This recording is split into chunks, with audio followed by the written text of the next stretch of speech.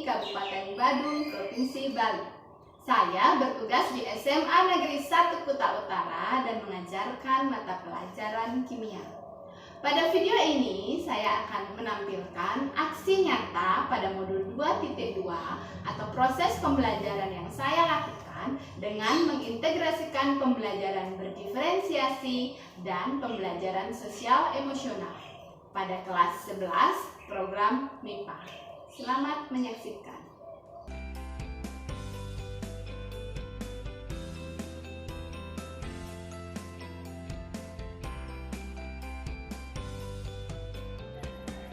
Sebelum saya memberikan pembelajaran sesuai dengan jam yang ditentukan, saya membagikan terlebih dahulu materi baik berupa bahan ajar ataupun beberapa video pada Google Classroom anak-anak kelas 11 MIPA 9. Di sini saya memberitahukan kepada mereka untuk dapat belajar terlebih dahulu dan mempelajari materi yang sudah saya berikan.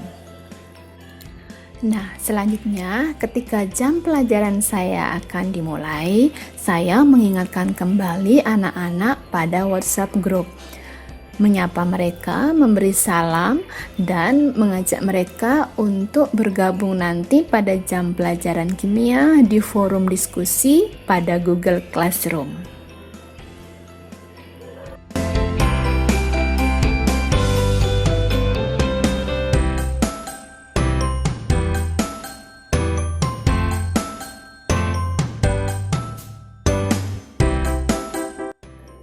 Selanjutnya, anak-anak memberikan respon dan guru mengecek respon tersebut dan memberikan tanggapan balik pada WhatsApp group.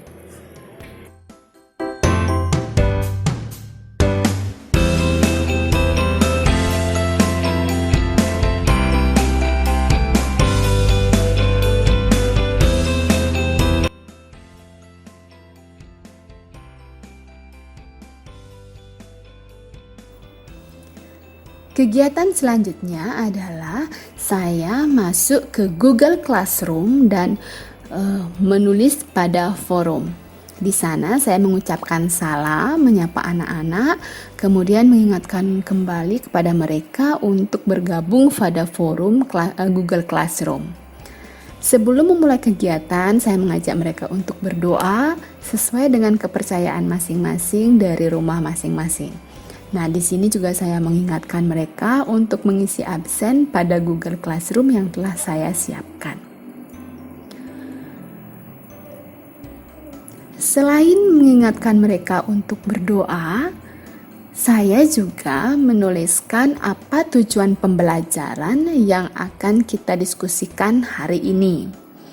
Di sana saya menuliskan poin penting sehingga mereka menjadi fokus pada materi atau topik yang akan kita bicarakan nanti.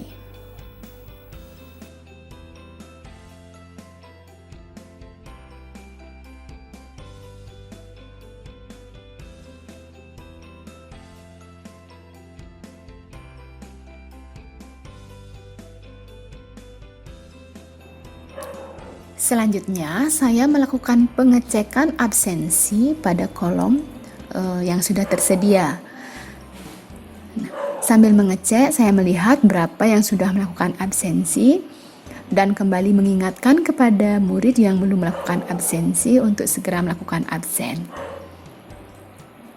Kemudian, saya menyampaikan bahwa sebelum melakukan diskusi, mereka harus mengingat kembali materi yang sebelumnya sudah kita bahas. Dalam hal ini materi asam, basa, dan garam, atau istilahnya materi apersepsi yang harus mereka kuasai sebelum masuk ke diskusi pokok hari ini.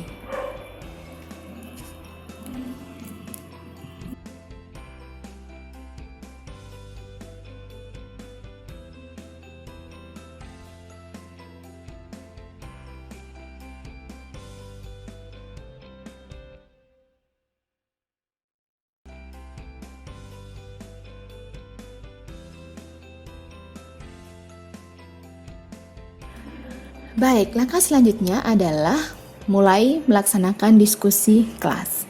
Dalam hal ini, guru bertindak sebagai fasilitator yang dapat menuntun, membimbing, dan memandu jalannya diskusi.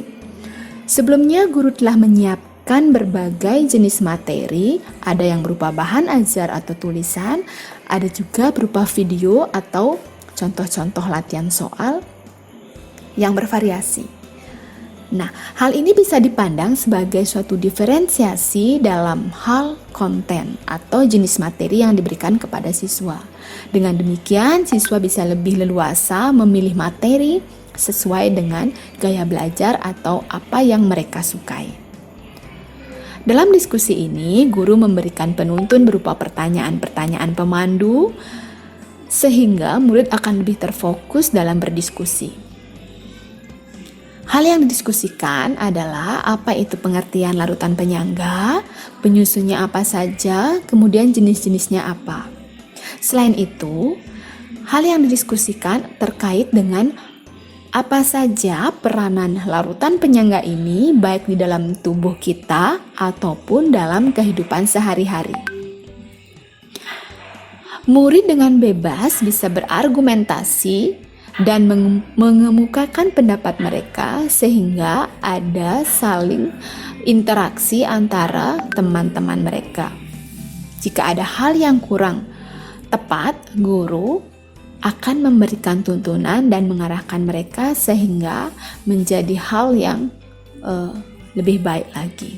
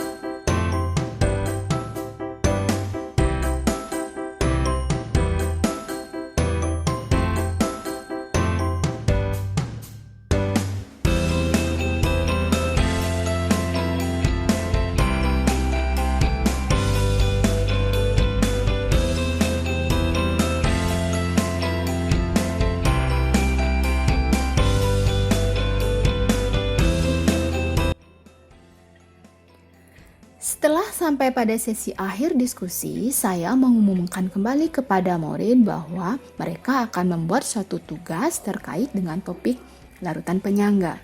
Tugas ini mereka bisa pilih sesuai dengan minat mereka, gaya belajar mereka, dan kesiapan mereka. Saya memberikan sebuah Google Form yang akan mereka isi pada tugas kelas, jadi mereka langsung mengakses link tersebut. Jadi saya ajak mereka mengisi sesuai dengan pilihan mereka. Nah, jadi di sini ada form yang akan bisa mereka pilih sesuai dengan apa yang mereka sukai. Nah, ini dia seperti yang tampil pada layar. Di sini saya memberikan diferensiasi khususnya dalam hal produk. Karena ada berbagai jenis pilihan produk yang bisa mereka buat dengan memperhatikan minat dan gaya belajar mereka. Nah, selain itu, saya juga menerapkan latihan atau teknik yang saya sebut dengan pemilihan jenis tugas. Ini akan melatih mereka untuk mengambil suatu keputusan yang bertanggung jawab, karena keputusan tersebut mereka ambil berdasarkan niat dan kesiapan mereka. Jadi hasil yang telah mereka tuliskan bisa dilihat seperti berikut. Dengan form ini, guru akan lebih mudah mengadakan pemantauan dan bimbingan kepada murid-murid sesuai dengan pilihan mereka masing-masing. Latihan seperti ini dapat melatih mereka untuk mengambil suatu keputusan atau dalam pembelajaran sosial emosional pada kompetensi yang kelima, yaitu pengambilan keputusan yang bertanggung jawab. Jadi, saya kembali mengecek murid-murid yang sudah mengisi. Nah, selanjutnya saya memberikan tanggapan balik pada forum dan berterima kasih kepada murid yang sudah mau mengisikan form tersebut.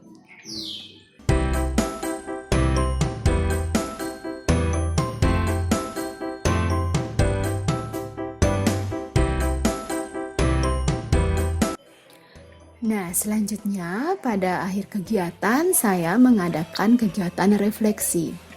Refleksi saya lakukan dengan menggunakan Jamboard. Jadi, murid saya umumkan bahwa mereka akan mengisi refleksi diri dengan mengetikkan pada kolom yang nanti telah saya siapkan. Jadi, ini link Jamboardnya sudah saya siapkan terlebih dahulu. Kemudian kita akan share atau kopikan linknya, kita bagikan dan di-copy pada forum diskusi tadi.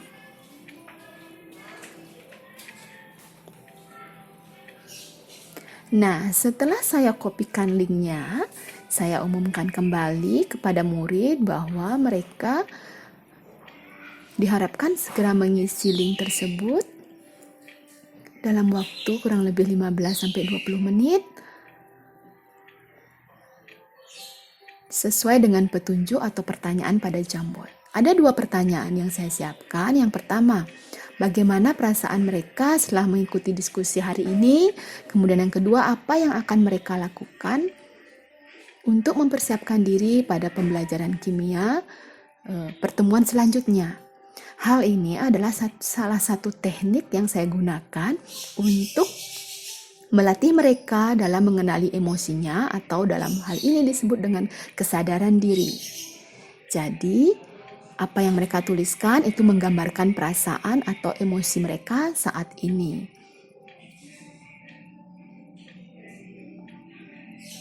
Kemudian selanjutnya saya memberikan tanggapan balik pada forum diskusi dan kembali mengingatkan kepada mereka yang belum mengisi link tersebut. Latihan ini jika dilakukan secara rutin akan sangat bagus dan melatih murid untuk lebih fokus dalam melaksanakan tugas mereka nantinya.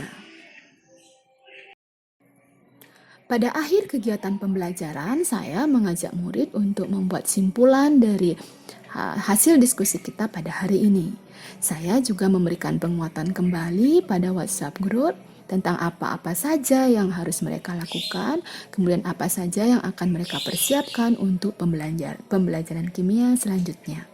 Kemudian diakhiri dengan salam penutup, ucapan terima kasih, dan kata-kata motivasi untuk mereka lebih bersemangat dalam kegiatan selanjutnya. Nah, demikian tadi garis besar proses pembelajaran yang telah saya lakukan bersama murid-murid saya di kelas 11. Pada awal perencanaan aksi nyata ini ada perasaan sedikit khawatir dan saya was-was apakah program yang saya rencanakan ini dapat berjalan dengan lancar atau diterima baik oleh murid-murid saya.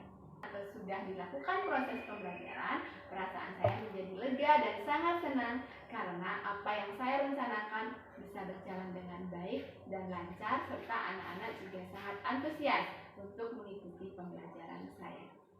Ada beberapa pembelajaran penting yang saya dapatkan pada proses pembelajaran kali ini. Yang pertama, ketika saya merencanakan proses pembelajaran, saya harus memikirkan metode apa yang cocok dan materi apa yang akan saya berikan kepada murid-murid. Mengingat adanya perbedaan karakteristik antara satu murid dengan murid yang lainnya. Intinya, pembelajaran berikutnya adalah ketika kita melaksanakan apa yang sudah kita rencanakan, akan ada hal-hal yang tidak terduga atau kendala-kendala kecil yang terjadi. Apalagi proses yang saya lakukan adalah secara daring. Misalnya, adanya kendala jaringan, adanya kendala dalam perangkat yang digunakan murid-murid kita, atau hal-hal lainnya yang tidak terduga. Di sini saya memerlukan adanya teknik atau trik-trik tertentu sehingga bisa mengakomodasi kebutuhan murid saya yang mengalami kendala tersebut dan pembelajaran dapat dilakukan dengan lebih maksimal. Pembelajaran penting lainnya adalah ketika saya menerapkan pembelajaran berdiferensiasi dalam kelas saya, di sini terlihat bahwa murid menjadi lebih antusias dan bertanggung jawab. Saya melakukan diferensiasi khususnya pada konten dan pada produk. Hal menarik lainnya yang saya dapatkan dalam aksi nyata ini adalah adanya integrasi pembelajaran sosial emosional. Saya memilih dua kompetensi. Yang pertama yaitu kompetensi kesadaran diri atau mengenal emosi diri, dan yang kedua adalah pengambilan keputusan yang bertanggung jawab. Pada kompetensi mengenali emosi atau kesadaran diri, sudah saya jelaskan pada video tadi. Kemudian ada juga tentang pengambilan keputusan yang bertanggung jawab dengan mengajak mereka memilih produk atau karya apa yang ingin mereka buat. Nah, dengan latihan secara rutin dan konsisten, saya harapkan murid saya akan menjadi pribadi yang lebih baik lagi dengan memiliki karakter-karakter yang positif atau menguatkan kembali karakter apa yang mereka miliki. Ini juga akan sangat bagus bagi generasi yang akan datang dengan mampu menciptakan suatu profil pelajar yang Pancasila. Tentu saja apa yang telah saya lakukan masih jauh dari kata sempurna dan memiliki kekurangan atau kelemahan. Beberapa hal yang akan saya lakukan untuk proses perbaikan antara lain. Yang pertama, akan melakukan sharing, diskusi, tukar pendapat dengan rekan-rekan sejawat ataupun dengan rekan yang memiliki pengalaman lebih baik dari kita, sehingga saya akan bisa memperbaiki apa yang telah saya lakukan. Selanjutnya, saya akan melakukan refleksi atau menanyakan kepada murid bagaimana proses yang telah saya lakukan, dan mereka akan memberi masukan atau tanggapan sehingga bisa memperbaiki apa yang telah saya lakukan.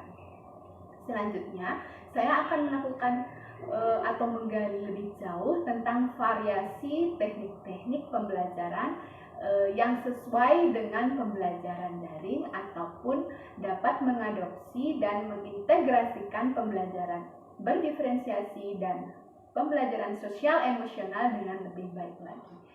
Secara umum dapat saya sampaikan bahwa penerapan pembelajaran berdiferensiasi dengan mengintegrasikan pembelajaran sosial emosional di kelas akan memberikan dampak yang sangat luar biasa baik bagi guru, bagi murid kita, ataupun lingkungan sekitar yang terlibat pada proses tersebut. Hal ini akan memberikan pengalaman yang berharga kepada murid kita sehingga mereka menjadi pribadi yang lebih baik lagi ke depan dan memberikan dampak yang positif bagi perkembangan pendidikan kita pada umumnya. Apa yang telah saya sampaikan dalam video ini memberikan manfaat bagi kita semua, khususnya bagi para guru, murid-murid, dan semua pihak yang terlibat dalam dunia pendidikan. Sekian yang bisa saya sampaikan, mohon maaf jika ada yang kurang berkenan. Sampai jumpa.